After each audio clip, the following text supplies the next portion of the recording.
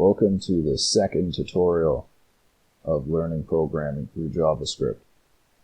In this, we're going to be focusing on math. I'm sorry.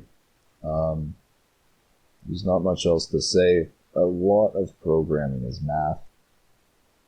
But the good news is this is basically the best calculator in the world. So first of all, try to think of this as a calculator to start. So like 8 plus 5, 13. 4 times 4 is 16. You can do basically everything you could in a calculator and more in this. You can also access math functions through here. So before we had the alert function in the last tutorial. So in this, there's a series of math functions under math here. So you can see in the autocorrect, it lists them. Abs, acos, sine, cosine. So here I have the Mozilla documentation for the math class that has all of the variables and functions. So I have the link to this in the notes of this video, and you should actually be able to find this very easily just by Googling.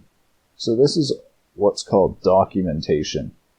And this is going to be one of your most useful things as a programmer. This basically describes how the code works. So math is a built-in object. What built-in objects are like alert, where there are functions that are automatically provided by JavaScript. Just as an example, let's say we had some radians like pi divided by 2. Let's say we had pi divided by 2 in radians, which is a 90-degree angle.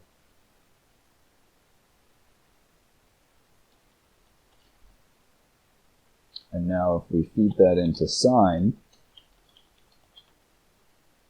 we get 1.